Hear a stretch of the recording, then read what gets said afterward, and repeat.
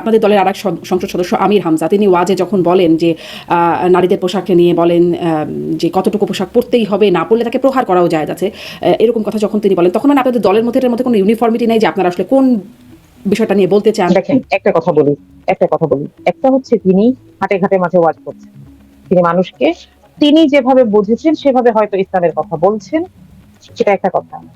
আর সংসদ হচ্ছে জনপ্রতিনিধিত্বের জায়গা, সেই জায়গায় একটা কোড অফ কন্ডাক্ট যেটা আছে সেটা যারা প্রণয়ন করবেন এবং সেটা মানবেন, সেটা আলাদা।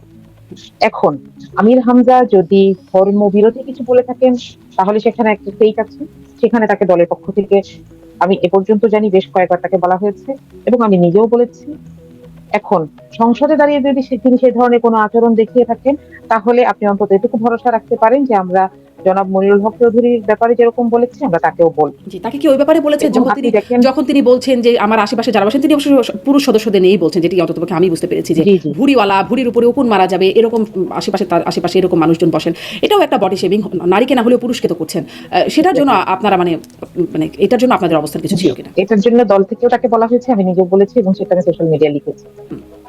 কিন্তু এখানে তাকে দেখেন, সবার না এই ধৈর্য হয় না। আপনি সাংবাদিক, আপনি শুনেছেন যে তিনি আসলে কাকে বলেছেন, কিন্তু এটা খুব চট করে কি হলো, নারীরা এটাকে ধরলেন এবং খুবই উদ্দেশ্যমূলক ভাবে তারা এটাকে বললেন যে আমির হামজা মেয়েদেরকে নিয়ে কটূক্তি করেছেন।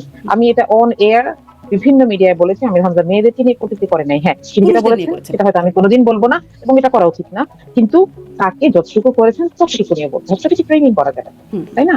এবং এটা নিয়ে আমিও তার সাথে কথা বলেছি, তিনি অ্যাপোলোজাইজিং এবং আমি দেখেছি যে তিনি চেষ্টা করেছেন এরপরে যেন এ ধরনের কথা তিনি না বলেন। দেখেন, ভুল সবার হতে পারে, কিন্তু আমি আমার দলকে ডিফেন্ড করছি কিনা এটার উপর ডিপেন্ড করবে যে ভবিষ্যতে আমার দলে যে ক্রাউডটা আসবে সেটার কোয়ালিটি কেমন হবে। আমি যদি ডিফেন্ড করতে থাকি না সে আমার দলের যা বলছে ভালো বলেছে, তাহলে কি হবে, ভবিষ্যতে আমার দলে এমন মানুষ আসবে যে একটা প্রচন্ড রকম গর্বিত কাজ করে আমার কাছে আশ্রয় চাইবে। আমি তো সেটা হতে দিতে পারি না, তাই না? একটা দলের কোয়ালিটি নির্ভর করবে সে কি ধরনের মানুষকে অ্যাকোমোডেট করে। সুতরাং আমরা এটাকে মাথায় রেখেই জি, এইটা তারপর ধরেন তাদের ওয়াজি আপনি খুব তাকে দারুণ বলা বললেন, হয়েছে। মানে এটি যে ভুল হলে ভুলটাকে ভুল হিসেবে তুলে ধরতে হবে, দলের বলেই সমর্থন করা যাবে না। ধরেন এই যে মানে পর্দা না করলে তাকে প্রহারও করা যাবে, এরকম বক্তব্য যখন তিনি ওয়াজে দেন, মানে এটাকে মনে হয় মানে তিনি তো, তার তো একটা না, পরিচয় বটে, তিনি জামাত যদি এ ইসলামের একজন ধরনের কথা সদস্য। বলে থাকেন, না না না, তিনি যদি এটা বলে থাকেন, এটা ইভেন কোরআনের কথাও না, এটা ইভেন শরীয়তের কথাও না। পর্দা না করলে কখনো কাউকে প্রহার করা যাবে না, এটা শরীয়তের কোনো বিধান নয়। তিনি যদি এটা বলে থাকেন তিনি ভুল করেন। জি, তাহলে এই ভুলগুলোর জন্য আপনারা বলবেন কিনা সেই প্রশ্নটি। একটু আরও কয়েকজন সংসদ সদস্যের কথা বলতে চাই। মাঝে মাঝেই দেখি সংসদে বেশ অপ্রাসঙ্গিকভাবে অনেক রকম কথা চলে আসে, সেটি আমরা বিএনপির সংসদ সদস্য বা সরকারি দলের সংসদ সদস্যদের মধ্যে থেকে যেমন দেখি, যেমন জামাতের মধ্যেও দেখি। তার মধ্যেই কতগুলো নিয়ে কথা বলতে চাইবো। একটি আর একটা প্রসঙ্গ দিয়ে শুরু করি যে একজন সংসদ সদস্য আব্দুল মুনতাকিম তিনি বললেন জামাত ইসলামের যে তিনি তার পরিবারের 47 জন সদস্য মুক্তিযোদ্ধা, তার মা মুক্তিযোদ্ধার অন্যতম সংগঠক, বাবা শহীদ হয়েছেন। পরে আলোচনায় আসলো যে তিনি আসলে 81 সালে জন্ম, 71 সালে বাবা কি করে শহীদ হলেন, পরে দেখা গেল তার বাবা আসলে জীবিত আছেন। ফলে যখন জামাতের আমির দাবি করেন যে তিনিও মুক্তিযোদ্ধা পরিবারের সন্তান, বা জামাতের মানে সংসদ উপনেতা ডক্টর আব্দুল্লাহ তাহের তিনি বলেন তিনিও শিশু মুক্তিযোদ্ধা, তখন সেখানেও একটা প্রশ্নবোধক চিহ্ন পড়ে কিনা? এবং যখন জামাতের ইশতেহার ছিল, তারা বলেছিল, মানে জামাত বলেছিল মুক্তিযুদ্ধের সঠিক ইতিহাস তারা তুলে ধরবে, এরকম একটা ইতিহাস কি জামাতের? আচ্ছা, এখানে একটা বিষয় হচ্ছে, দেখুন, একজন সদস্য একটা কথা অসংলগ্ন বলতে পারেন, সেটা দিয়ে দলের ক্রেডিবিলিটিকে প্রশ্ন করা যায় না। যেমন আপনি দেখবেন যে আমি মনিরুল হক চৌধুরীর একটি কথার কারণে জনাব তারেক রহমানের সমস্ত অবদানকে চ্যালেঞ্জ করতে পারবো না। তার মা ইসলামী আন্দোলনের সাথে যে সমঝোতা সম্পর্ক রেখেছিলেন সেটাকে চ্যালেঞ্জ করবো না। আমি কি বলবো যে তখন তাদের মধ্যে দুরভিসন্ধি ছিল? আমি বলবো না। কারণ হচ্ছে এখানে একজনের ক্রেডিবিলিটির সমস্যা হতে পারে, কিন্তু সেটা দিয়ে আমি দলকে প্রশ্ন করতে পারি না। একই রকম ভাবে আমি বলবো যে এই একই অ্যাপ্রোচ নিয়ে আমিও আহ্বান করবো মানুষ জামাত ইসলামীকে জাজ করুন। একজন ব্যক্তি তিনি হয়তো কিছু অসংলগ্ন কথা বলেছেন এবং দল থেকে তাকে বলা হয়েছে এটার ব্যাখ্যা দিতে, সেটা হয়তো উনি দেবেন, কিন্তু তার কথার কারণে আমি দলের টোটাল ক্রেডিবিলিটিকে প্রশ্ন করি না ক্রেডিবিলিটিটা বা নিয়ে বেশি করে মনে প্রশ্নটা করি কেন না। মারিয়া মমতাজ? কারণ মুক্তিযুদ্ধ নিয়ে জামাতের একটা অবস্থান, সেই মুক্তিযুদ্ধের সময় থেকে একটা বিরোধী অবস্থান ছিল ওই সময়। তো তারপরে নানান রকম অবস্থানের কারণে তারপর ধরেন সেই আবার আমির হামজা তিনি বলেছেন যে জামাত মুক্তিযুদ্ধ বিরোধিতা করে নাই, যেখানে আসলে জামাত নিজেই স্বীকার করে যে তারা ওই সময় আসলে সেই যুদ্ধের বিরোধিতা করেছে। মানে এইরকম একটা জায়গায় বিভিন্ন জনের কাছ থেকে এরকম বক্তব্য আসছে, আর জামাতের সেখানে তো ভূমিকা ছিলই। ফলে জি, আপনারা যখন মুক্তিযুদ্ধের সঠিক ইতিহাস লিখতে চান তখন আসলে সেটিও একটা প্রশ্নবোধ জায়গা কিনা? জি, মুক্তিযুদ্ধের সঠিক ইতিহাস এবং আমরা যে ইতিহাস জানি সেটার মধ্যে একটা পার্থক্য আছে, এটা আমাদেরকে আগে স্বীকার করতে হবে। যেমন ধরেন, একটা মুক্তিযুদ্ধের ইতিহাস যখন কর্নেল হামিদ লেখেন, সেটার যে ফ্লেভার, আপনি মেজর ডালিমের বইতে সেই ফ্লেভার পাবেন। আবার আপনি আবুল মনসুর আহমেদের বইতে সেই ফ্লেভার পাবেন, তাই না? তাহলে এমনকি একজন যারা মুক্তিযুদ্ধকে সেই সময়ে এইভাবে দেখতে চান নাই, আপনি কমিউনিস্ট পার্টিকে দেখেন, তারাও তো চায় না।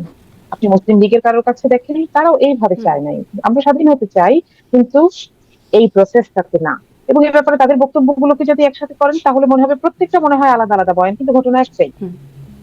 এখানে জামাত কলেজ বলেছে যে আমরা আমাদের অবস্থানকে ব্যাখ্যা করেছি বিভিন্ন জায়গায়। আপনি দেখবেন অধ্যাপক গোলাম আযম তার বইয়ে করেছেন, জামাতের যেটা কার্য বিবরণী সেটাতেও করা আছে। তাহলে সবকিছু মিলে যে সিনটা বা সিনারিওটা দাঁড়ায়, সেটা নিয়ে আমরা কথা বলতে চাই, মানুষের কাছে যেতে চাই, মানুষকে বলতে চাই, এটা হচ্ছে একটা কথা। কিন্তু এইটাকে ঘিরে যখন আমাকে প্রশ্ন করা হবে, আমাকে তো সময় দিতে হবে। আপনি এখন কিন্তু আমাকে সময় দিয়েছেন, আমার কথা শুনছেন, কিন্তু অনেক সময় ধরেন একটা ইয়েস অর নো, একটা বাইনারি অ্যান্সারের মতন একটা করা হয়, এবং এবং এটা উদ্দেশ্যমূলক ভাবে করা হয় যেন এই ব্যক্তিটাকে কিংবা দলটাকে প্রশ্নবিদ্ধ করা যায়, ফ্রেমিং করা যায়। যেমন হয় আমাকে একটা প্রোগ্রামে জিজ্ঞেস করা হয়েছে, তুমি শরীয়ত কায়েম হলে কি মেয়েরা হাজবেন্ড করতে পারবে? আমি হ্যাঁ বলবো না না বলবো, এবং সময় ছিল 15 সেকেন্ড, এরপরে বিরতিতে চলে যাচ্ছে, এবং আমার উত্তরটা নিয়ে যথেষ্ট পরিমাণে ট্রল হয়েছে। একইভাবে যখন একটা মানুষকে ইচ্ছে করে এই ধরনের একটা প্রশ্ন করা হয় যে বাংলাদেশের স্বাধীনতার কি পক্ষে ছিল জামাত নাকি বিপক্ষে ছিল, এটাকে ব্যাখ্যা করতে হলে আমার মনে করেন লাগবে 5 মিনিট, আপনি আমাকে সময় দিচ্ছেন না, বা যে কেউ সময় দিচ্ছেন না। সেই জায়গায় কিন্তু আমার উত্তরটা নিয়ে আমাকে ট্রল করা, আমাকে ফ্রেমিং করা সহজ হয়ে যায়। এবং আমি মনে করি প্রত্যেকটা জায়গায় এই ধরনের ঘটনাই ঘটেছে। এই ব্যাপারে আমাদের পক্ষ থেকে যথেষ্ট পরিমাণে লিটারেচার আছে, কথা আছে, বয়ান আছে। যে কারোর উদ্দেশ্য থাকলে, সদুদ্দেশ্য থাকলে তিনি এগুলোকে গোত্র করতে পারেন এবং সেগুলো থেকে প্রশ্ন করতে পারেন, অসুবিধা নাই। মানে ধরেন আপনি কিন্তু আপনি যেমন মুক্তিযুদ্ধের এটাকে কথা ওইভাবে বলছেন, দেখতে হ্যাঁ হবে। হ্যাঁ হ্যাঁ, বলেন, শেষ করেন কথাটা শুনি।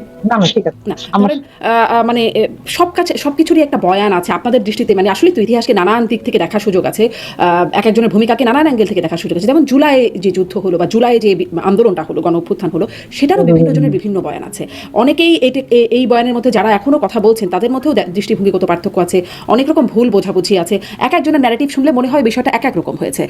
ফলে সেখানেও তো এই বিষয়টা আছে। সেখানে তো কখনো এসে আওয়ামী লীগ দাবি করতে পারে যে আপনাদেরকে ভুল বোঝানো হচ্ছে, বা একপাক্ষিক বয়ানটা আপনারা শুনছেন, যা জানি তা শতভাগ সত্য না। জি, এখন এখানে একটা সত্যি কথা কি জানেন, 71-এ এত মিডিয়া ছিল না, এত সিটিজেন উইটনেস ছিল না, সিটিজেন জার্নালিজম ছিল না, কিছু ছিল না। এবং তখনকার কথাগুলোকে বদলে একেবারে আপসাইড ডাউন করে আমাদের কাছে যে নিয়ে আসা হয়েছে, এটা সম্ভব হয়েছে। এমন একজন আমাদের এখনো বেঁচে আছেন, এখনো বেঁচে আছেন, ইতিহাসগুলো যতদিন আমরা জেনেছি বেঁচে আছেন। অবশ্যই আমি আপনাকে বললাম, আমি যে কয়জনের কথা বলেছি তারা প্রত্যেকে মুক্তিযোদ্ধা, তাদের প্রত্যেকের বই আমি পড়েছি।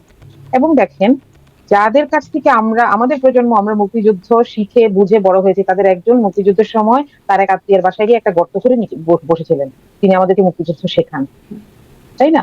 তো এই যে বয়ানগুলা, এগুলা সম্ভব হয়েছে কেন? আপনি যে বলছেন আপনি গোলাম আযমের বই পড়েছেন, যিনি হচ্ছেন সরাসরি তৎকালীন আপনাদেরই যে পত্রিকাগুলো সংগ্রাম, মানে সেই পত্রিকাগুলোতে দেখা যাচ্ছে যে কিভাবে আসলে মুক্তিযোদ্ধাদের বিপক্ষে তিনি বলছেন, বা মুক্তিযুদ্ধের বিপক্ষে তার অবস্থান, পাকিস্তান ভাঙার বিপক্ষে। দেখেন, আপনি যদি এটা নিয়ে কথা বলতে চান, আমাকে হয়তো একদিন আলাদা একদিন বসতে হবে, ইটস আ বিগ থিং। কিন্তু আমি আপনাকে বলছি যে তখনকার এই সময়গুলোতে বিভিন্ন রকমের আর্টিফিশিয়াল কথাবার্তা বলে পার পাওয়া গেছে, কিন্তু সেটা 24-এর আন্দোলনের ব্যাপারে সত্যি না। 24-এর আন্দোলনে আমরা দেখেছি পুলিশ কিভাবে গুলি করছে। 24-এর আন্দোলনে আমাদেরকে শোনানো হলো কিভাবে অডিওতে তৎকালীন প্রধানমন্ত্রী আদেশ দিচ্ছেন তাই না, যে দেখার সাথে সাথে গুলি করে দেবে। কিভাবে একটা ছেলে পুলিশ থেকে বাঁচার জন্য ছাদের উপরে উঠছে। এখন এটারও কিন্তু একটা ডিফারেন্ট বয়ান আছে, এটারও একটা ডিফারেন্ট বয়ান আছে, কারণ আমি ওই বয়ানটাও শুনেছি বলে আপনার সাথে এই মানে কথায় প্রসঙ্গে যাচ্ছি, যে বলা হচ্ছে যে কথাটা পুরোপুরি নাই, পুরোপুরি এই কথাটা বলা মানে নাই। তিনি নির্দেশ দিচ্ছেন যে ছাত্রদের বিরুদ্ধে না, যারা এরকম ম্যাসাকার করছে তাদেরকে ধরে, মানে এটা তাদের একটা বয়ান, এটা তাদের বয়ান, সেটি সত্যতা বা মিথ্যা সেটা ডিফারেন্ট কথা। কিন্তু আপনি তো ডিফারেন্ট বয়ানের কথা বলছেন। যারা এই বয়ানটা নিয়ে আসেন তাদের উচিত ছিল আসলে আদালতে আসা। যখন শেখ হাসিনার বিচার হয় আইসিটিতে, তাদের উচিত ছিল সেখানেই চলে আসে, তাই না? এই বয়ান তো সোশ্যাল মিডিয়ায় দিলে হবে না। দেখেন, জামাতের নেতাদের বিরুদ্ধে যখন মামলাগুলো করা হয়েছে, জামাতের প্রত্যেকটা নেতার বিরুদ্ধে আমরা আদালতে শেষ পর্যন্ত গিয়েছি, সুপ্রিম কোর্ট পর্যন্ত, তাই না? কারণ আমাদের কাছে এভিডেন্স গুলো ছিল। আমরা কোনোদিন সোশ্যাল মিডিয়ায় দাঁড়িয়ে কিন্তু আমরা সেই না বলছি, আমরা কেউ বলতে পারবেন না যে আমরা একজন অপরাধীকে, যাকে আদালত বিচারাধীন অবস্থায় রেখেছে এবং অপরাধী মনে করছে সে আমাদের নেতা বলেই আমরা তাকে ছিনিয়ে নিয়ে তাকে বাঁচানোর চেষ্টা করেছি। আমরা বিচার ব্যবস্থার প্রতি আস্থা রেখেছি, এমনকি যখন তাদেরকে ফাঁসিও দিয়ে দেওয়া হচ্ছে, তারা নিজেরাও এই ব্যাপারে আস্থা রেখেছে। কেউ বলতে পারবেন না যে আমরা নিয়মতান্ত্রিক রাজনীতির বাইরে গিয়েছি। আমি বলবো এখনো সেই জায়গাটায় থাকা উচিত। কারণ যদি মনেই হয়, অবশ্যই মনে হতে পারে তার কাছে একটা ডিফারেন্ট বয়ান আছে, এবং তারা কিন্তু এগুলো বলছেন বাংলাদেশে থেকেই, তারা এখনো বলেই যাচ্ছেন। তাদের উচিত আদালতকে ফেস করা। এখানে জামাতেরও আদালতের কেউ রায় কেউ আছেন যারা আসলে আদালত ফেস করেননি, তারাও পলাতক অবস্থায় থেকেছেন। কিন্তু ধরেন সেই সময়টা যে একটা পরিস্থিতি তৈরি হলো, একটা মানে গণ আন্দোলনের পরে যে আওয়ামী লীগের সদস্যদের দেখলে তাদেরকে মারা যায়, তাদেরকে মানে তারা স্বৈরাচারের দোসর বা স্বৈরাচার হিসেবে তাদেরকে মানে তাদের ঘরবাড়িও পুড়িয়ে দেওয়া যায়, জনক্ষোভ বলে সেটাকে তখন একটা ভ্যালিডিটিও আছে সেটার। ফলে সেই অবস্থায় কি এটা তাদের জন্য সহজ ছিল? মানে আপনাদের জন্য যে কঠিনতম পরিস্থিতির কথা আপনারা বলছিলেন, তার চেয়েও কি কঠিনতম না যে রাস্তায় দেখলে তাকে মেরে ফেলবে এবং বাকিরা বলবে ঠিক আছে জায়েজ? একটা হচ্ছে মানুষের উপর চাপিয়ে দেওয়া, আরেকটা হচ্ছে এটা ওদের কামাই করা। আপনাকে পার্থক্য বুঝতে হবে। আপনি একটা জিনিস স্বীকার করবেন, আমার সাথে একমত হবেন, যে ৫ অগস্ট যে ক্রাউড তৈরি হইলো, এইটা কোনো দলের পক্ষে সম্ভব ছিল না। নিশ্চয়ই। এটা বাংলাদেশের মানুষের স্বতঃস্ফূর্ত আবেগ। কিসের বিরুদ্ধে? ফ্যাসিজমের বিরুদ্ধে। এবং এর পরেও যে ঘটনাগুলো ঘটেছে, আপনি দেখেছেন যে জামাতের মানুষজনই গিয়ে মসজিদ মন্দির পাহারা দিয়েছেন, যেন মন্দিরে হামলা করে কেউ বলতে না পারে যে এটা জামাতের মানুষজন করেছে, যারা ধর্মান্ধ তারা করেছে। সুতরাং এখানে বায়াস হওয়ার সুযোগ কম। কিন্তু আমাদেরকে মাথায় রাখতে হবে, এই যে জনরোষ, এর একটা পেমেন্ট সেটা করতে হবে। একটা হচ্ছে মানুষের উপর অন্যায়ভাবে চাপিয়ে দাও, ২০০৮ থেকে যেটা হচ্ছে, ২০০৯ থেকে যেটা ১৭-২৪ পর্যন্ত হলো। কিন্তু সেটার সাথে আমি কিছুতেই এটা তুলনা করবো না, যেটা পরবর্তীতে হচ্ছে যে মানুষেরকে এতদিন ধরে, এবং শুধু এটা তো আমি তো একটা জায়গায় দেখবো না, একজন শেখ হাসিনাকে বলবো না, প্রত্যেকটা এলাকায় এলাকায় পাড়ায় পাড়ায় তাদের যে লোকজন ছিল, তারা প্রত্যেকে ছিল অপ্রেসার। তারা মানুষ মেরেছে, তারা গুম খুন করেছে, তারা ছোট ছোট বাচ্চাদেরকে অন্যায় করছে। আপনি নারায়ণগঞ্জের টকিকে মনে করতে পারেন, আপনি সাতক্ষীরার কথা মনে করতে পারেন, একটা দুটো ঘটনা না তো। তাহলে এই জনরোষকে আমাকে জনরোষই বলতে হবে, এটাকে আমি টাইমিং বলবো না, কারণ এটা কোনো একক দলের পক্ষে সম্ভব। এখন ধরেন এই যে পুলিশ মানুষের প্রশাসনকে যদি ছেড়ে দেন, ধরেন পুলিশ প্রশাসনকে যদি আপনি মানে ব্যবস্থা নিতে না দেন, তাহলে তো জনরোষ আমার বিরুদ্ধেও অনেকে রাস্তায় নেমে যেতে পারে। পারলে আমাকে যারা অপছন্দ করে তাকেও, আমাকেও ২-৪ জন মেরে দিতে পারে, আপনাকেও মেরে দিতে পারে, এরকম যারা আপনাকে অপছন্দ করে। এক্স্যাক্টলি। না, এখন ব্যাপারটা হচ্ছে, দেখেন ওই ঘটনাগুলো যখন ঘটছিল তখন কিন্তু বেশি কোনো পুলিশ ছিল না। না তারপরে ৩ ডক্টর ৪ দিন ইউনূস বেশি আমলে, কোনো ডক্টর পুলিশ ইউনূস ছিল আমলে না। তখন হ্যাঁ, পুলিশ ছিল। জি, অনেকগুলো ঝামেলা ছিল, এবং পুলিশকে তখন কিন্তু শুধরানোর কোনো চেষ্টাই করা হয়নি, কারণ এটা ওই রকম একটা গভর্নমেন্টের পক্ষে সম্ভব ছিল না। এবং যত কি করা হয়েছে, শিফটিং, ওই যার ৩ তলায় পোস্টিং তাকে ৯ তলায় দেওয়া হচ্ছে, এটা সচিবালয়েও হয়েছে। সুতরাং কোনো কিছু কিন্তু চেঞ্জ হয় নাই এখনো। এবং তখনও যখনই এই ধরনের কোনো ঘটনা ঘটবে, আমাদের উচিত আইন শৃঙ্খলা বাহিনীর মাধ্যমেই সেগুলো সমাধান করা, নিশ্চয়ই। ধরেন তখন যেন হাসনাত কেউ আব্দুল্লাহর হাতে উপরেও না কিন্তু নেয়। একটা আক্রমণ হয়েছিল, একবার বা দুবার কোথাও হামলা, সাথে সাথে পুলিশ সক্রিয় হয়েছিল, পুলিশ ব্যবস্থা নিয়েছিল, ধরেও ফেলেছিল যারা আসলে এই পেছনে ছিল। কিন্তু মানে ফলে পুলিশ কোথায় সক্রিয় হবে আর কোথাও সক্রিয় হবে না, সেটার একটা ইশারা যেমন আগেও ছিল, তখনও কিন্তু দেখা গেছে যে সেটা এক্স্যাক্টলি। এবং এটার জন্য আমার মনে হয় এই সরকারকেই আসলে প্রশ্ন করা উচিত, এবং এটার ব্যাপারে যে অসন্তোষটা আছে সেটাও, এখন তো নির্বাচিত সরকার আসছে, তারা চাইলে ইন্টারিম গভর্নমেন্টের কাছে সেগুলোর কৈফিয়ত তলব করতে পারে, তাই না? যে আপনারা কোনো কোনো সময় এরকম ডিফারেন্ট ইনস্ট্রাকশন কেন দিয়েছিলেন, সেটা তো একটা রাজনৈতিক দলের প্রতিনিধি হিসেবে আমি জবাব দিতে পারবো। তাহলে কি আপনার মনে হয় এই সরকার সেই সরকারকে, মানে ডক্টর ইউনূস সরকারকে বা অন্তর্বর্তী সরকারকে সেফ এক্সিটই দিয়ে দিল, যেটির কথা তখন নাহিদ ইসলামের মুখ থেকে শুনছিলাম বা বিভিন্ন জনের মুখ থেকে? এখানে অনেকগুলো ব্যাপার আছে। দেখেন, বিএনপি যেটা কখনোই লুকায় নাই, সেটা হচ্ছে যে আমরা ইন্টারিম গভর্নমেন্টের অনেক কিছুকে হ্যাঁ হ্যাঁ বলে দিয়েছি, কেন? একটা নির্বাচনের জন্য। যদি সেটাই হয়ে থাকে, তাহলে এটার ব্যাখ্যা দেওয়ার দায়িত্ব কিন্তু বিএনপি দল হিসেবে, এবং এখন যেহেতু তারা সরকার গঠন করেছেন তাদের, এটার ব্যাপারে আসলে মনে হয় আমি আর বেশি কথা বলতে চাই না। তো এই যে একটা নির্বাচনের জন্য অনেক কিছু হ্যাঁ হ্যাঁ করে গেছেন, এর জন্য কি আপনারা নিজেরাও একটু দায়ী মনে করেন? মানে এটার জন্য বিএনপিকে অনেক প্রশ্নের শিকার হতে হচ্ছে, বা আমরাও প্রশ্ন করি যে এটি আসলে কেমন কথা যে আপনারা হ্যাঁ হ্যাঁ বলবেন পরে না না বলবেন। কিন্তু এই যে হ্যাঁ হ্যাঁ বলার মতো একটা পরিস্থিতি, যে এটা না হলে আমরা নির্বাচনে যাব না, এটা না করলে নির্বাচনে যাব না, একরকম ব্ল্যাকমেইলড হয়ে গেল বিএনপি, এটির জন্য কি আপনারা নিজেদেরকে দায়ী করেন? না, এটা ব্ল্যাকমেল বিএনপি হয় না, বিএনপি করেছে। হ্যাঁ, এবং এটার জন্য আমরা কখনোই নিজেদেরকে দায়ী মনে করি না, কারণ আমরা সবসময় সংস্কারের পক্ষে ছিলাম। আমরা বলেছি এবং আমরা এখনো আছি। আমরা আমাদের যারা নির্বাচিত সংসদ সদস্য, তারা সরাসরি জনপরিষদের সদস্য হিসেবেও সংবিধান সংস্কারের পক্ষে শপথ নিয়েছেন, তারা ২টা শপথ নিয়েছেন, এবং আমরা আগেও সেটাই বলেছি সেটা তো আপনারা যে এই নেবেনই, আপনারা তো সেটাই সংস্কারগুলো চেয়েছিলেন, আপনারা তো সেটাই চেয়েছিলেন। সবাই চেয়েছিল, এটা না ঐক্যমত্য হলে কমিশনে নির্বাচন না, কথা হয়েছিল, সবাই নেবে। এটা না হলে নির্বাচন না, এই যে বার্তাটা ছিল, সেখান থেকে বিএনপিকে এই ট্যাক্ট বা কৌশলটা তাদেরকে নিতে হয়েছে, যে মানে যেটি বিএনপি আসলে দাবি করে যে সবকিছুতে হ্যাঁ হ্যাঁ বলে গেছে বা অনেক কিছু মেনে নিয়েছি, এই মানে কৌশলী হওয়ার জন্য কি আপনাদের একটা দায় আছে কিনা?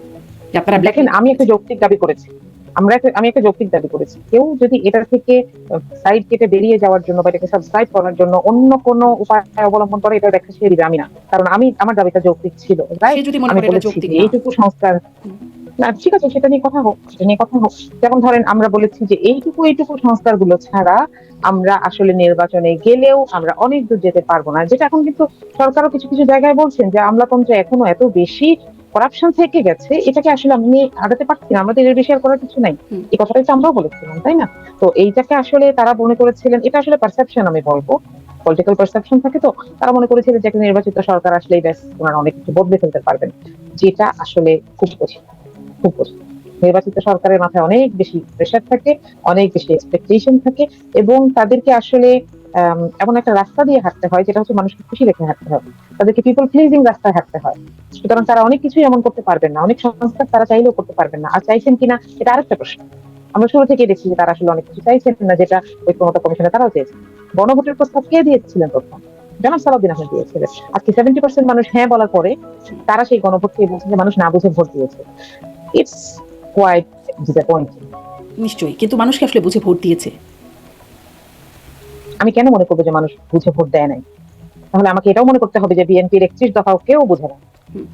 তাই না? হ্যাঁ, এটা তো আমি বলবো না, মনে তো আসলে তাই না? করতেই পারে। যেই মানুষ আসলে বিএনপির 31 চারটা দফা স্টেপ কয়জন বোঝে বুঝেছে? না, বিএনপির 31 এক্স্যাক্টলি দফা যেই মানুষ চারটা স্টেপ বোঝে না, সেই মানুষ 31 দফা কিভাবে বুঝবে? 4টা স্টেপ তো তাহলে তো 4টা স্টেপ না, 4টা সংখ্যাগরিষ্ঠতার স্টেপের যেটা মধ্যে অনেকগুলো স্টেপ আছে।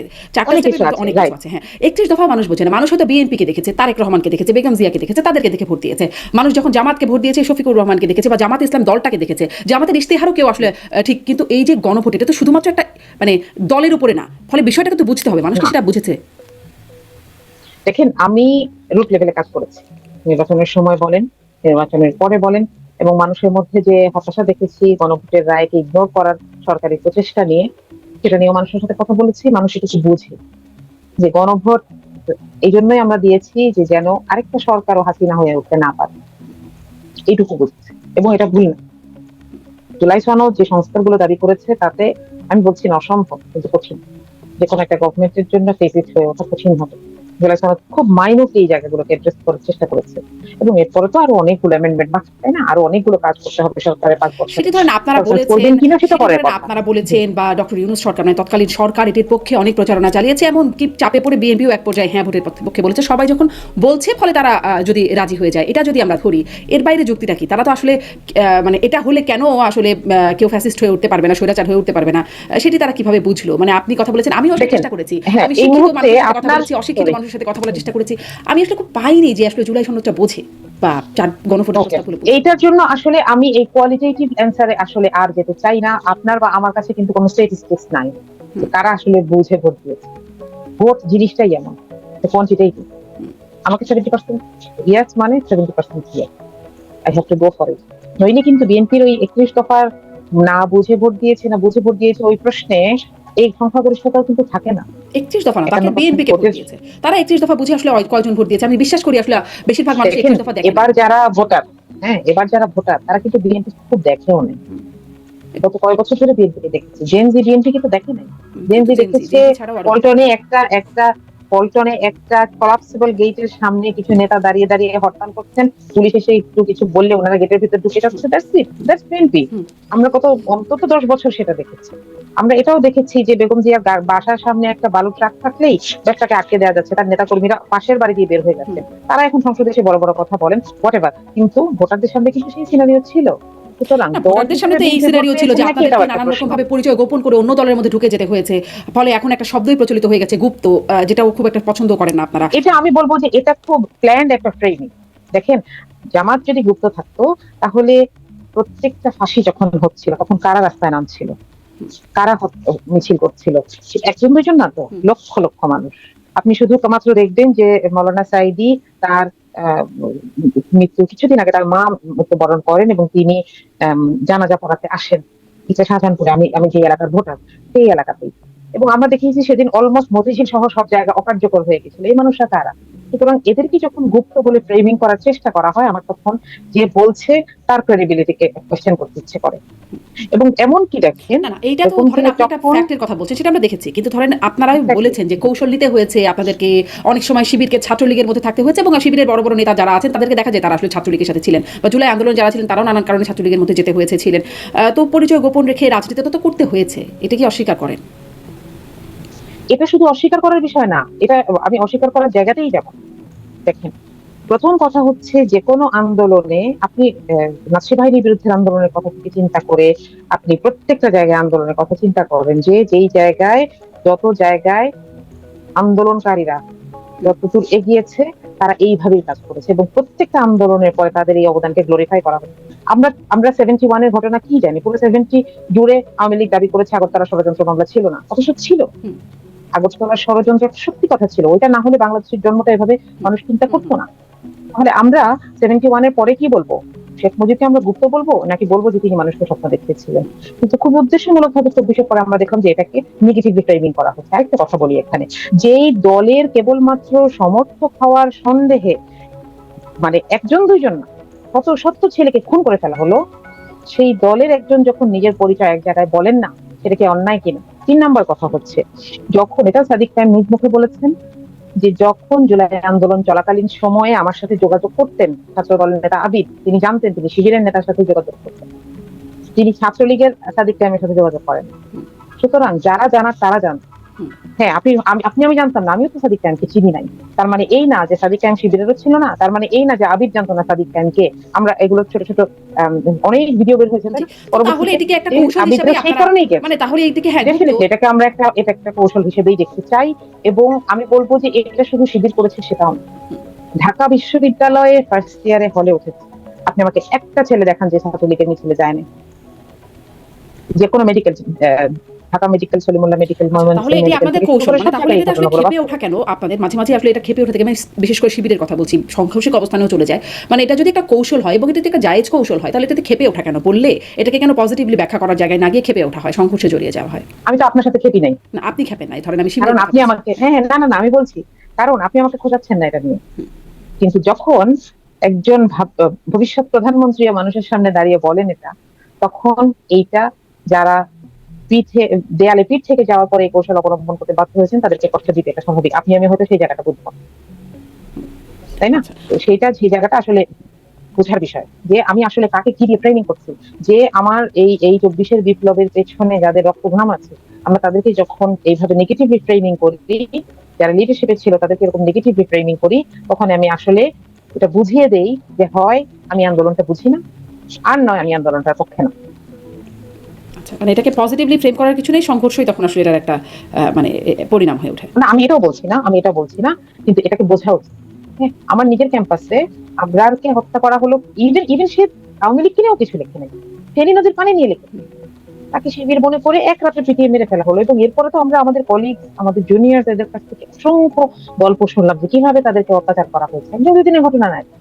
সুতরাং সেইখানে গিয়ে আমি একজনকে যদি বলি যে তুমি বলো নাই কেন তুমি শিবিরের ছিলা, এটা শুধু ইনসেনসিটিভ আচরণ না, চরম ভাবে আমি বলবো যে এটা বিপ্লবের বিপরীত আচরণ। আবার তাদের পক্ষে শিশির মনির আপনাদেরই মানে প্রার্থী ছিলেন সংসদে, কর্মী নেতা, তিনি আদালতে দাঁড়িয়েছেন, তখন কি আপনারা সেই প্রসঙ্গে কিছু বলেছিলেন মানে জামাত থেকে? এটা শিশির ভাই নিজের অবস্থান নিজে ক্লিয়ার করেছেন, মোহাম্মদ মনি নিজের অবস্থান নিজে ক্লিয়ার করেছেন যে তার এই জায়গাটায় যাওয়া দরকার ছিল যেন জনরোষের শিকার হয়ে কেউ জুডিশিয়াল কিলিং এর শিকার না। তো এখন কেন আওয়ামী লীগের পক্ষে গেল না শিশির মনির বা জামাতের কোনো আইনজীবী? তারা আইনজীবীর অভাবে থাকলেন, সেটা তার ব্যক্তিগত ব্যাপার, যে আওয়ামী লীগ তাকে অ্যাপ্রোচ করেছিল কিনা সেটাও আমি জানি না। এবং তিনি যখন দেখেছেন যে মানুষের এটাতে মন খারাপ হচ্ছে, তিনি কিন্তু সেই মামলা থেকে সরে এসেছেন, এটাও তিনি আবার ধরেন এইখানে লুকায় জানান নাই, অবশ্যই মিডিয়া জানিয়েছে। আবার ধরেন এইখানেও যখন শেখ হাসিনার বিচার হচ্ছে, একই সাথে বিচার হচ্ছে চৌধুরী আব্দুল আল মামুন, যিনি সাবেক আইজিপি, তার 5 বছরের শাস্তি হলো, তখনও সেখানেও শিশির মনিরের ল ফার্ম তাকে আইনি সহায়তা দিয়েছে। ফলে সেখানেও একটা প্রশ্ন আছে যেখানে কোনো যোগসাজশ এই কারণেই কি তার শাস্তি কমে গেল কিনা, এই প্রসঙ্গগুলো কিন্তু এসেছে। মানে এইসব জায়গায় শিশির মনির থাকছেন কেন? আচ্ছা, আইজিপির ব্যাপারে প্রথম কথা হচ্ছে যে এইটা শিশির মোহাম্মদ মনির নিজে ব্যাখ্যা দিতে হবে, এবং তার সেই আইনি ব্যাখ্যা, তার আইনি প্রজ্ঞা তো আমার নাই, তিনি একটা ব্যাখ্যা দিবেন। কিন্তু বাংলাদেশের আইনে এটার অপশন আছে তো, যে রাজসাক্ষী কেউ হলে তার শাস্তি কমে যাবে, তাই না? তাহলে আমি কি হ্যাঁ, আমি যদি আইন বদলাইতে চাই সেটা আলাদা কথা, সরকার যে কোনো সময় সেই রাস্তায় হাঁটতে পারে, কিন্তু এটা দিয়ে তো আমি আইনকে কোশ্চেন করতে পারি না।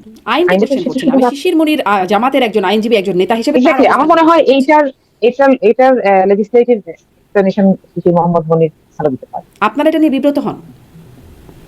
আমি কখনো বিব্রত হই না, কারণ তার উপর আমার আস্থা। আচ্ছা, মানে কিন্তু তার কর্মকাণ্ডগুলোকে মানে প্রশ্নবিদ্ধ মনে হয় না আপনার কাছে, যে যাদের তিনি বিরুদ্ধে বিভিন্ন আন্দোলন সময় করছেন তাদের সাথে তাদের জন্য তিনি লড়ছেন আইনি? না, না, বিষয়টা সেটা না। বিষয়টা সেটা না। তিনি বারবার এটা ব্যাখ্যা দিয়েছেন, অন এয়ার দিয়েছেন, তার লেখার মাধ্যমে দিয়েছেন। আমার মনে হয় যে আমি সেটাতে কনভিন্সড। আমি সেগুলো দেখেছি, শুনেছি এবং আমি সেইটুকুতে আমার মনে হয় আমি এইটুকুতে আস্থা রাখতে পারি। জি, যেমন ধরেন এখনো যখন আওয়ামী লীগের কেউ আদালতে যাচ্ছেন, তাকে আদালতে যাওয়া আসার পথে মবের শিকার হচ্ছেন, শিশির মনির তখন দাঁড়াচ্ছেন না, তখন রাষ্ট্র কিন্তু একজন আইনজীবী নিয়োগ করছেন তার জন্য। এমনকি শেখ হাসিনার জন্য রাষ্ট্র নিযুক্ত আইনজীবী ছিল। মানে বারবার শিশির মনিরই কেন, এই প্রশ্নটা আসলে করছিলাম। না, না, এটা কিন্তু আমার মনে হয় এই জায়গাটা একটু আমাদের একটা কনসেপ্ট ক্লিয়ার হওয়া দরকার। যেকোনো ফৌজদারি মামলায় অপরাধীর পক্ষে রাষ্ট্রপক্ষ একজন আইনজীবী নিয়োগ করেই। আচ্ছা, তিনি প্রাইভেটলি আরেকজন বা আরেকটা ফার্ম বা একটা একটা আইনজীবী নিয়োগ করতেই পারেন, কিন্তু তাকে রাষ্ট্রপক্ষের আইনজীবীর অধীনে থেকেই কাজ করতে হয়। এটা শুধু শেখ হাসিনার মামলায় না, না, এটা মানে সব যদি তিনি মামলায়। নিজস্ব কোনো আইনজীবী না রাখেন তাকে প্রতিনিধিত্ব করার জন্য, তাহলে রাষ্ট্র একজন আইনজীবী নিয়োগ করেন। রাষ্ট্র তার নিজস্ব আইনজীবী থাকলে তো রাষ্ট্র না, না, না, না, সব সময় একজন প্রসিকিউটর বলা হয় পিপি, হুম, পাবলিক প্রসিকিউটর। হ্যাঁ, এটা সব মামলায় থাকবেই। এবং তিনি যদি কাউকে নিয়োগও করেন, তিনি কোথা কার আন্ডারে কাজ করবেন? পাবলিক প্রসিকিউটর আন্ডারে কাজ তিনি তো করবেন। রাষ্ট্রের সুতরাং আমার পক্ষে, মনে হয় তিনি এই তো রাষ্ট্রের প্রসেসটা পক্ষে, তিনি তো রাষ্ট্রের পক্ষে কাজ করেন, তিনি সেই না, না, না, অভিযুক্তের আসামির পক্ষে পক্ষেও, না। তিনি আসামির অভিযুক্তের পক্ষেও, পক্ষে না। আসামির রাষ্ট্র পক্ষেও। ভার্সেস মামলাগুলো হয় যখন আপনার ফৌজদারি মামলা হয়, তো তিনি রাষ্ট্রের পক্ষে কাজ করেন। আর যিনি অপরাধী হিসেবে যাকে অভিযুক্ত করা হচ্ছে, অভিযুক্তের পক্ষে তিনি নিজে আইনজীবী নিয়োগ করেন। না নিয়োগ করলে রাষ্ট্র তাকে একজন আইনজীবী দেয়। না, আমি এটা মনে হয় তাহলে একটু আমি এটা ডিফারেন্টলি জানি। সেটা হচ্ছে যে আসামির পক্ষেই রাষ্ট্র একজন আইনজীবী নিয়োগ করেন এবং তিনি নিজেও যদি কাউকে নিয়োগ করেন সে আহ, সেই আইনজীবীর অধীনে কাজ করে। তো আমার মনে হয় আরেকটু রিভাইজ করতে হবে। আচ্ছা, হয়তো আমি ঠিকটা হ্যাঁ, জেনে মানে নেব। যাই হোক, আপনি শিশির মনিরের উপর আস্থা যেহেতু রাখছেন, কিন্তু প্রশ্নটা এখানে বারবার মানে তাদের পক্ষে কেন শিশির মনিরকে দেখা যায় যাদের বিপক্ষে আপনারা কাজ করেন। আর কিছু দুই একটা প্রশ্ন আনি। আমরা আসলে সংসদের বিষয়ে কথা বলছিলাম, আপনি সংসদ সদস্য হিসেবে গেছেন যেহেতু, ফলে যেমন সরকারি দলের কারোর সাথে কথা বলে জিজ্ঞাসা করবো যে তাদের সংসদ সদস্যরা যা বলছেন, আপনার কাছে আসলে জিজ্ঞাসা যে আপনাদের সংসদ সদস্যরা আপনার দলের যা বলছেন। যেমন কদিন আগে শুনলাম যে পর্দা চাইছেন, ওয়াশিং মেশিন চাইছেন, মাইক্রো ওভেন চাইছেন একজন সংসদ সদস্য। যেখানে আমরা জামাতের আমিরের কাছ থেকে শুনেছি তিনি গাড়ি চান না, সরকারি ফ্ল্যাট কিছু আর কি সংসদ সদস্যরা নেবেন না। আমরা একটা ফিলান্থ্রপিক বা একটা এই অবস্থায় জামাতকে দেখছিলাম বা ভাবছিলাম, আমরা কি ভুল ভাবছিলাম? না, আমরা ভুল ভাবছিলাম না, আপনারা ভুল ভাবছেন না।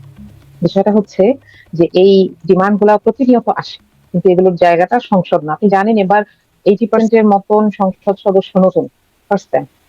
এবং এই এই কথাগুলো বলা উচিত হচ্ছে, এই অভিযোগগুলা বা এই ডিমান্ড গুলা দেওয়া উচিত হাউস কমিটির কাছে, সংসদীয় কমিটি যেটাকে বলা হয়, যারা এই বিষয়গুলো সর্ট করে সেখানে। তিনি হয়তো এই ব্যাপারটা just বুঝতে পারেন নাই। এটা কোনো গর্হিত কাজ না। হ্যাঁ, এই কাজটা একটু বেমানান, that's it। কিন্তু এটাকে কেন্দ্র করে আমরা আবার কিছু মানুষকে চিনলাম, তাই না? কিছু মানুষকে দেখলাম যে তারা খুবই জেনারেস হয়ে ভিক্ষা দিতে প্রস্তুত হয়ে যাচ্ছেন। তো মানুষের মানসিকতা তো চেনা যায়। আমার কাছে মনে হয় যে মানুষ মাঝে মধ্যে হয়তো এসব কথা একটু এসব একটু ভুল করলে আমরা কিছু মানুষকে চিনে যাচ্ছি। আচ্ছা, স্পষ্ট। আরও একটা প্রসঙ্গ আনি, ইনি অবশ্য বিএনপির এমপি, তিনিও অপ্রাসঙ্গিকভাবেই এমপি আবু আশফাক, তিনিও বেশ অপ্রাসঙ্গিকভাবেই মাওলানা মামুনুল হকের কথা আনলেন, যিনি আসলে জামাতের জোটভুক্তই, মানে 11 দলীয় জোটের মধ্যেই তিনি নির্বাচনও করেছেন। যে তিনি আসলে নারায়ণগঞ্জ না বলে গাজীপুর রিসোর্ট বলেছেন, আসলে ঘটনাটি নারায়ণগঞ্জ রিসোর্ট, যেটি ডাক্তার আব্দুল্লাহ তাহের উপনেতা তিনি স্পষ্ট করেছেন। এবং স্পিকারও বলেছেন যে এটি অন্ধকার অধ্যায়, তার একজন রাজনীতিবিদের সেই বিষয়ে আমরা না যাই। তিনি সংসদ উপনেতা, মানে বিরোধী দলীয় উপনেতা, তিনি এই বিষয়টি নিয়ে কথা বলেছেন যে বিভ্রান্তিকর কথা বলা হচ্ছে, তিনি তাকে বিয়ে করেছেন, সেই নারীকে বিয়ে করেছেন, ফলে মুতাবিয়ার বিষয় না এখানে। কিন্তু আসলে বিভ্রান্তিকর নয় কি? তারপরে আমরা দেখলাম রাস্তায়ও আন্দোলন হচ্ছে, বায়তুল মোকাররমের সামনে মামুনুল হককে এই প্রসঙ্গে এমনটি বলা নিয়ে কুলাঙ্গার এমপি বলা হচ্ছে, তাকে প্রকাশ্যে ক্ষমা চাইতে বলা হচ্ছে, মানে বিষয়গুলো এই পর্যায়ে গিয়ে পৌঁছাচ্ছে। কিন্তু আসলেই কি একটা বিভ্রান্তি বা প্রশ্নবোধক নাই? তার হলফনামায় আছে বা তার উইকিপিডিয়াতে তাকে দেখা যায় তার একজন স্ত্রী। ফলে মানে তিনি তো স্পষ্ট করেননি কখনো এরকম একটা বিশাল ঘটনা ঘটে গেল। সেখানে ডক্টর আব্দুল্লাহ তাহেরের বক্তব্যটাও কি বিভ্রান্তিকর না? না, ডক্টর আব্দুল্লাহ তাহের যেটা বলেছেন যে প্রথম কথা, এটা স্পিকারও বলেছেন পরবর্তীতে, যে তথ্য ঠিক মতো বলতে হবে। দ্বিতীয় কথা হচ্ছে অপ্রাসঙ্গিক কথা এখানে আনার দরকার নেই। স্পিকারও এটা বলেছেন। শুধু অপ্রাসঙ্গিক কিনা, স্পিকার আরেকটু অ্যাড করেছেন যে ব্যক্তি এখানে নাই পৌঁছে দেওয়ার জন্য, তার ব্যাপারে এখানে অভিযোগ করবেন না। বিষয়টা হচ্ছে খেলাফত মজলিস একটা আলাদা দল, তাদের দীর্ঘদিন বাংলাদেশে রাজনীতি বলেন, কাজ করার বলেন, মাদ্রাসা কেন্দ্রিক কাজ করার বলেন, হিস্ট্রি আছে। তাদেরকে তাদের অবস্থান ক্লিয়ার করতে হবে। প্রসঙ্গী হিসেবে আমাদের পক্ষে যতটুকু বলা দরকার ছিল আমরা বলেছি, এবং এটুকু আমরা বলবো, ঠিক আছে? কিন্তু তাদেরকে তাদের অবস্থানটা ক্লিয়ার করতে হবে। আমরা হয়তো অপেক্ষা করতে পারি, যে তারা কোনো অবস্থান ক্লিয়ার করেন কিনা, তারা বলেন কিনা। জোটসঙ্গী হিসেবে এবং তিনি কিন্তু তাদের ডাক্তার আব্দুল্লাহ তাহির কিন্তু বললেন যে এটি বিভ্রান্তিকর তথ্য, তিনি বিয়ে করেছেন। মানে এই বিষয়ে কি আপনারা নিশ্চিত, আপনিও নিশ্চিত? মানে আপনি যদি ব্যক্তিগতভাবে নাও হন, দলগতভাবে যেহেতু ডাক্তার আব্দুল্লাহ তাহির দাবি করছেন, নিশ্চিত? কারণ আসলে প্রমাণ তো তা বলে না, হলফনামা বা উইকিপিডিয়া দেখলে তো তা মনে হয় না। স্ত্রী সন্তানের ব্যাখ্যা মানে এই মুহূর্তে ওনার ম্যারিটাল স্ট্যাটাস কি এটা আমি জানি না, কিন্তু যেটার ব্যাপারে ডক্টর আব্দুল্লাহ তাহের বলেছেন তার ব্যাপারে পরকীয়া শব্দটা ব্যবহার করা হয়েছে, তো সেইটাকে বলেছেন যে এই শব্দটাকে ব্যবহার করা উচিত, এবং এটার ব্যাপারে অবশ্যই আমি একমত। মানে তাহলে এটাকে কি মানে ভাষায় ব্যবহার করা উচিত? আমরা তখন যেগুলো দেখেছি, তিনি বলেছিলেন যে এটা তার সেকেন্ড স্ত্রী, তাই না? তো এর বেশি তো আমিও জানি না। কিন্তু তাহলে একজন স্ত্রী কেন, তাহলে দুজন স্ত্রী থাকবার কথা মানে নথিপত্রে বা সেটা তো আগে 26-এ তিনি যে হলফনামা দিয়েছেন সেইটাতে তার দাবির সপক্ষে তাকে ব্যাখ্যা দিতে হবে, এটা তো আমি জানি না, তাই না? আমি তখন যেটা বলেছি সেটার ভিত্তিতেই সংসদে তখন যেটা শুনেছি সেটার ভিত্তিতেই সংসদে যে কথাটা হচ্ছিল সেটা সাংঘর্ষিক দেখি আমার দলের পক্ষ থেকে এটাকে ডিফেন্ড করা হয়েছে, ওইটুকু। কিন্তু বাকিটুকুকে মামুনুল হক সাহেবকেই ব্যাখ্যা দিতে হবে বা তার দল। জি, আসলে সেখানেই প্রশ্ন যে ব্যাখ্যা না দিয়ে বিক্ষোভে চলে গেছেন, আন্দোলন হচ্ছে, কিন্তু এটা ব্যাখ্যা কেন সুস্পষ্টভাবে আসে? হ্যাঁ, এটা হয়তো আপনি তার দলের কাউকে কখনো ইনভাইট করলে তাকে সুযোগ পেলেই বলবো, কিন্তু তাদের খুব একটা পাইও না। আপনারা যেহেতু পান কথা বলবার মতো সুযোগ হয়, ফলে আপনারা যদি কখনো জেনে আমাদেরকে জানাতে পারেন তাহলে নিশ্চয়ই বিভ্রান্তিটাও থাকবে না, এই ধরনের অপ্রাসঙ্গিক শব্দও আসবে, এটা নিয়ে কেউ হাসাহাসি বা আন্দোলন করে রাস্তাও বন্ধ করার সুযোগ হবে না, সব রকম জিনিসই চেপে যাবে যখন। আমি আরেকটু আসি যে 2028 সাল থেকে উসমান হাদিকে পাঠ্যপুস্তকে অন্তর্ভুক্ত করা হচ্ছে তার বীরত্বগাথা। আসলে তার বীরত্বগাথাটা কি? উসমান হাদি কিন্তু আসলে তাকে আমরা চিনি খুব কম সময় না, 26-এর আন্দোলনের সময় থেকে চিনি। যারা ঢাকা ইউনিভার্সিটিতে তার ক্লাসমেট ছিলেন, যারা তার সাথে পাঠচক্র করতেন, তারা হয়তো আরো আগে থেকে চিনেন, কিন্তু আমি তো বেশি দিন হয় চিনি নাই। এবং ওই সময়টা থেকে মানুষ চেনে 24-এর আন্দোলনের পর থেকে তাকে চিনি। আন্দোলনের সময় যারা প্রমিনেন্ট ফেস হিসেবে আমরা যেমন নাহিদ, আসিফদেরকে দেখতাম, হাসনাত, সার্জিসদেরকে দেখতাম, ওভাবে আমরা ওসমান হাদিকে দেখি নাই। ছিলেন নিশ্চয়ই, চোখে পড়ে নাই। আচ্ছা, আমি দেখেছি খুব কম সময়, কারণ ঢাকা ইউনিভার্সিটিতে আন্দোলনে আমি যেহেতু একটা ফুল টাইম জব করে আমি খুব যাই নাই। কয়েকদিন গিয়ে আমি ওসমান হাদিকে দেখেছি এবং বিভিন্ন আন্দোলনে ছিলেন। বিশেষ করে খুব সম্ভবত এটা 18-তে একটা ওই যে কাওয়ালি সম্মেলন, না সরি 18-তে না 23-এ একটা কাওয়ালি সন্ধ্যা হওয়ার কথা, কাওয়ালি নাইট হওয়ার কথা ছিল, এটা ছাত্রলীগ ভাঙচুর করে ঢাকা ইউনিভার্সিটি, সেটা হতে দেয় না, তখন আমি উপস্থিত ছিলাম। তো ওই সময়ই আমার ওসমান হাদিকে চেনা, এবং এটা শাহবাগের মোড়ে ওই জায়গাটাতেই ছিল। যাই হোক, তো কিন্তু আমরা এটা দেখছি যে তার লেখা কিংবা তার বলে যাওয়া কথার মধ্যে একটা ফিলোসফি আছে। আমি আসলে জানি না যে সরকারের প্ল্যানটা কি, তারা কতটুকু 2028 শিক্ষাবর্ষ থেকে চাইবো যে পঞ্চম শ্রেণীর বইয়ে। জি, আচ্ছা, আমি চাইবো যে উসমান হাদি যে ফিলোসফির কথা বলতেন, বাংলাদেশের যে সাংস্কৃতিক বিপ্লবের কথা বলতেন, যেটা ঠিক একটা মাঝখানে দাঁড়িয়ে আছে, ধর্মীয় পরিচয়, মাটির পরিচয়, দুইটাকে দুই হাতে ধরে একটা সহাবস্থানের জায়গায় দাঁড়িয়ে আছে। সেই ফিলোসফিটা পাঠ্যপুস্তকের মাধ্যমে যদি আসে তাহলে সেটাকে আমি সাধুবাদ জানাতে। জি, মানে একটা ফিলোসফির কথা বলছেন, মানে এইখানে উসমান হাদির বীরত্ব গাথা থাকবে আসলে পাঠ্যপুস্তকে, যেটা আমরা দেখতে পাচ্ছি গণমাধ্যম সূত্রে বা সেই মানে সরকারের সূত্রে জানতে পাচ্ছি। সেই ফলে বারবার প্রশ্ন যে তার বীরত্ব গাথা, মানে বীরত্ব গাথায় তো অনেকেই ছিলেন।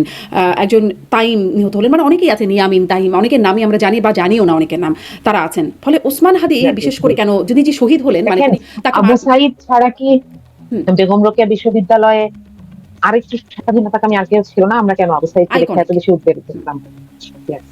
তাহলে এই আইকনিক জায়গাগুলোকে আমাদেরকে বেশ করতে হয় কেন? কারণ তাদের চারপাশেই থাকে আর অনেক। ওসমান হাদি আইকনিক কেন, মানে তার বীরত্ব গাথাটা আইকনিক কেন? বলছি, ওসমান হাদিকে যেভাবে হত্যা করা হলো সেখান থেকে বোঝা যায় যে ওসমান হাদি ইম্পর্টেন্ট ছিল। এবং আপনি যখন ইনকিলাব মঞ্চের কাজগুলো দেখবেন, আমি ফিলোসফি বলতে ইনকিলাব মঞ্চের কালচারাল ফিলোসফিকেই বুঝিয়েছি, সেইগুলো দেখবেন, এখন আমাদের কাছে সেটা স্পষ্ট হয়ে যায়। কিন্তু আমি কোনোদিন চাইবো না যে এই যে আমরা যেরকম পাঠ্যপুস্তকে মুজিব বন্দনা দেখে দেখে বড় হয়েছি, এখানে শুধু ব্যক্তি ওসমান হাদির কথা থাকে। আমি চাইবো ব্যক্তি ওসমান হাদির সাথে সাথে তার ফিলোসফির কথা থাকে। আমার সন্তানকে আমি সেটা শেখাতে চাই। জি, কিন্তু এই যে ব্যক্তি ওসমান হাদি, তাকে হত্যা করা হলো, মানে তিনি খুব ইম্পর্টেন্ট একজন ব্যক্তি ছিলেন বা তার গুরুত্বপূর্ণ ভূমিকা ছিল, কিন্তু যখন হত্যা করা হলো তখন অনেক কিছু হলো। তখন আমরা দেখলাম শিবিরের মানে সরাসরি সম্পৃক্ততা, প্রথম আলো, ডেইলি স্টার, উদীচি এগুলো ঘুরিয়ে দেওয়া, ভেঙে ফেলার পেছনে, বা পরবর্তীতেও সেটিকে ব্যাখ্যা, জামাতের অনেক অ্যাক্টিভিস্টরা সেটির পক্ষে ব্যাখ্যা দিয়েছেন, যেটি সঠিক কাজই হয়েছে। কিন্তু তারপরে যখন মমতা বন্দ্যোপাধ্যায়ের মুখ থেকে আমরা শুনলাম যে এখানে আসলেই ভারতের সম্পৃক্ততা, ভারতের স্বরাষ্ট্রমন্ত্রীকে সরাসরি তিনি অভিযুক্ত করছেন যে কাকে দিয়ে খুন করিয়েছেন সেটা তিনি জানেন, তারপরে কেন জামাত জামাত সেভাবে কোনো মানে তখনকার যে প্রতিক্রিয়া তার সিকি ভাগও দেখলাম না, কোনো আনুষ্ঠানিক বিবৃতি, আনুষ্ঠানিক ব্যাখ্যা চাওয়া কিছুই কেন হলো না? আমরা ব্যাখ্যা চেয়েছি আনুষ্ঠানিক এবং আমরা সংসদে বলেছি, জি আমরা আনুষ্ঠানিকভাবে বলেছি। এবং এখানে এই প্রশ্নটা সরকারের জন্য প্রযোজ্য।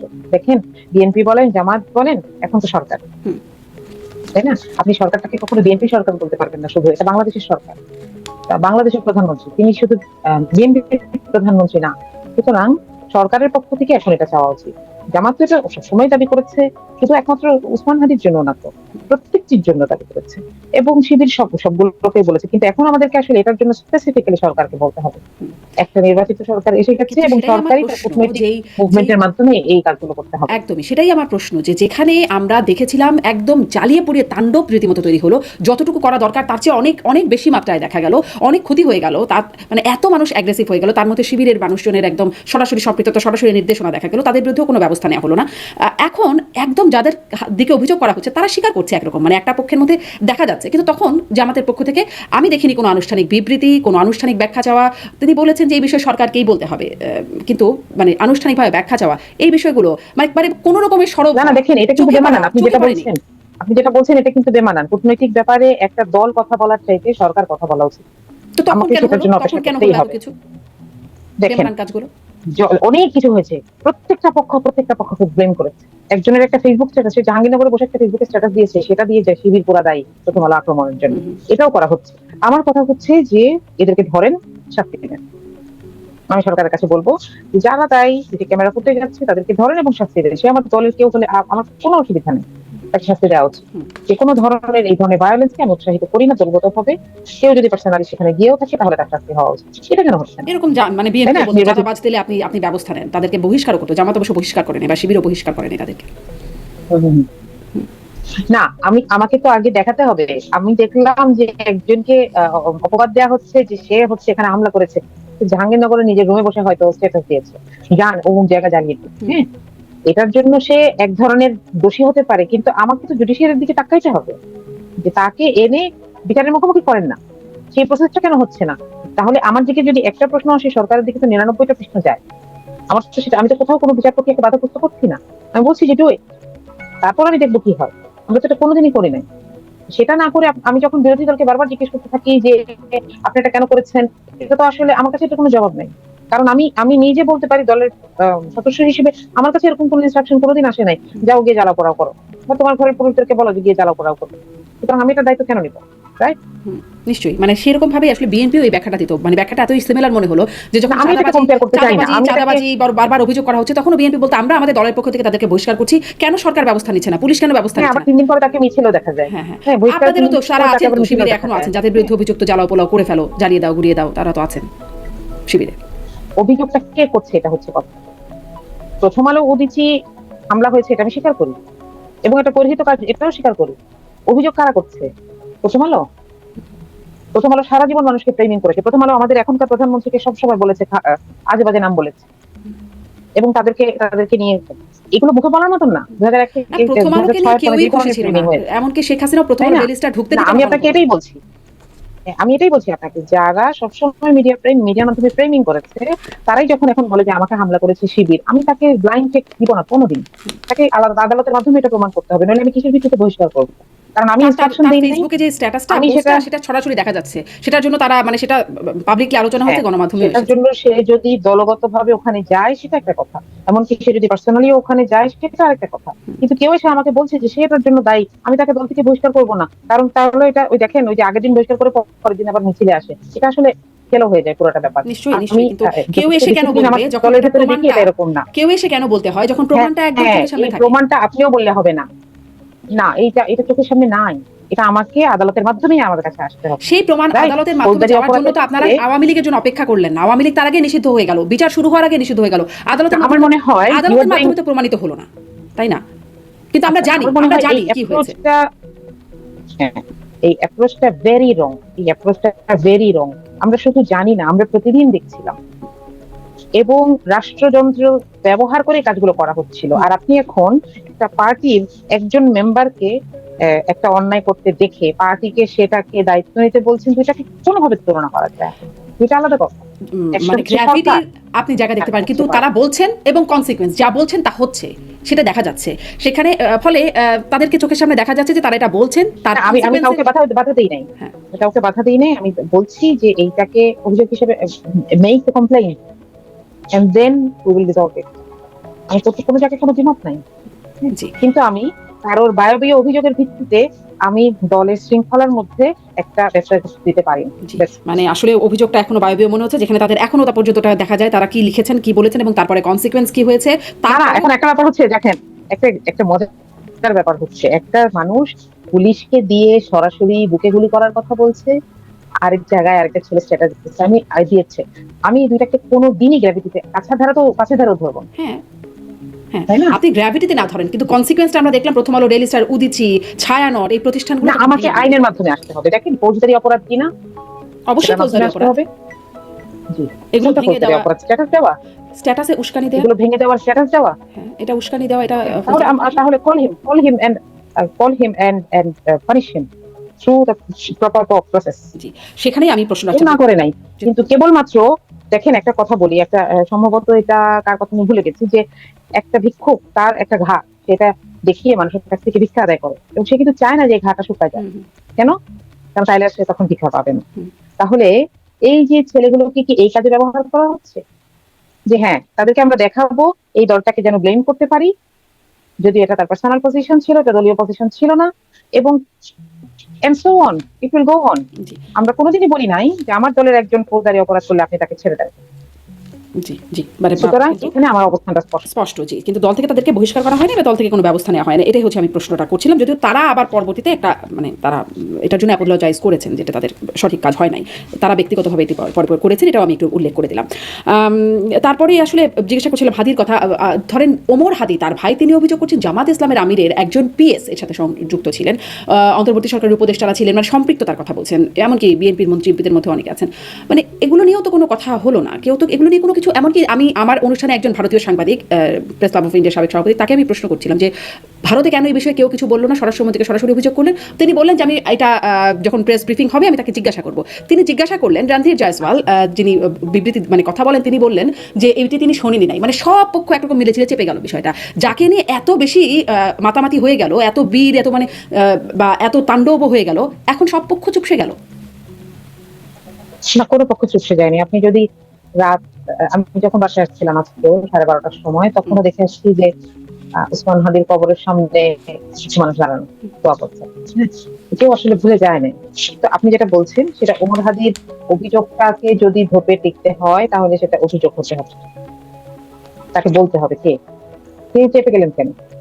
আপনি যদি ওমর হাদির পদক্ষেপগুলোকে অবজার্ভ করেন, আমার মনে হয় ব্যাখ্যাটা স্পষ্ট হয়ে যাবে। আমি এটা বলতে চাই না, কারণ এখানে আমার কাছেও কোনো প্রমাণ নেই, কিন্তু যিনি অভিযোগ করেন, বাংলাদেশ বলেন পৃথিবীর যে কোনো বিচার ব্যবস্থায় অভিযুক্তের দায়, এটাকে অভিযুক্তর দায় নয় তাকে প্রমাণ করা, নির্দোষ প্রমাণ করা। যে অভিযোগ করেন তার দায় তিনি এটাকে প্রমাণ করবেন। ওমর হাদিকে এটা প্রমাণ করতে হবে এবং তিনি বিচারিক কোর্টে আসতে হবে। নইলে ওই অন্য দেশে বসে একটা সরকারের সুবিধা ভোগ করছেন, নতুন সরকার আসছে, তিনি হয়তো তার আনুগত্যকে রিনিউ করতে চাচ্ছেন, সেটা একটা প্রসেস কিনা এটা আমি জানি না। তিনি বিএনপির মন্ত্রী, কারণ তিনি হ্যাঁ ওইটারই একটা কনসিকুয়েন্সেস ছিল। এরপরে একটু আমাদের কথা বলেছেন এটাকে একটু নিউট্রালাইজ করার জন্য। এখন ব্যাপার হচ্ছে যে আমার জন্য এটা কষ্টকর যে আমি ওসমান হাদির ভাইকে এই জায়গায় দেখতে চাই না, কিন্তু স্টিল যে কেউ যে অপরাধ, যে কোনো অভিযোগ করেন তাকে সেটা প্রমাণ করতে হবে। নইলে দেখেন আমি এখন অনেক কথা বলতে পারি, সোশ্যাল মিডিয়াতে লিখতে পয়সা লাগে না, তো আমি যা ইচ্ছা নিয়ে তা ইচ্ছা বলতে পারি, কিন্তু তাতে কিন্তু ওই লোকটার গায়ে কালি লাগে না। এবং দেখেন মমতা বন্দ্যোপাধ্যায় যে কাজটা করেছেন, যে তিনি নির্বাচনে হেরে যাওয়ার পরে এটাকে একটা পলিটিক্যাল অস্ত্র হিসেবে ব্যবহার করতেন, তিনি আগে বলেন নাই। যখন তার উপর যে ঘটনাগুলো হচ্ছিল, বাংলাদেশের চুল কালাম হয়ে যাচ্ছে, তিনি কিন্তু তখন বলেন নাই। সুতরাং এইগুলো পলিটিক্যাল স্টান্ট বলবো নাকি পার্সোনাল স্টান্ট বলবো, এনিথিং ক্যান হ্যাপেন, কিন্তু যিনি বলেন তাকে এটা প্রমাণ করতে হবে।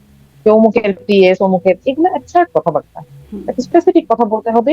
তার ভয়টা কোথায় তাহলে? চাকরি হারিয়ে ফেলার ভয়? এই জায়গাটায় স্পষ্ট হতে পারি না, আমি সবাইকে এই প্রশ্নটা করি, এই জায়গাটায় স্পষ্ট হতে পারি না যে যাকে নিয়ে এত তাণ্ডব হয়ে গেল, এত কিছু হয়ে গেল, এখন এত সরাসরি বলার পরে সবাই চুপচাপ আছে এবং এত অভিযোগ আসছে, কেউ সেখানেও সবাই চুপচাপ আছে, তাকে পাঠ্যপুস্তকে দেওয়া হচ্ছে, কিন্তু হত্যার পেছনের জায়গাটা ওখানে সবাই মিলে, জামাত, বিএনপি বা অন্তর্বর্তী সরকারে যারা ছিল তারা, ভারত, সবাই মিলে ঝিলে চেপে গেল। মানে কেউই আর বেশি উচ্চবাচ্য জিনিসটা করলো না। না, বিষয়টা কি এটা যে জামাত জেনেও চেপে গেছে? তা তো না। জামাত যথেষ্ট চেয়েছে, এবং শুধু ওসমান হাদির ব্যাপারে না, এরকম যতগুলো হত্যাকাণ্ড হয়েছে, বিশেষ করে ওসমান হাদিটা কেন সিগনিফিকেন্ট, একদম তফসিল ঘোষণার পরের যে ঘোষণাটা হয়, তাই না? এবং এই ছেলেটা একজন ক্যান্ডিডেট ছিলেন নির্বাচন, সুতরাং এখানে আঙ্গুল অনেকের দিকে উঠছে।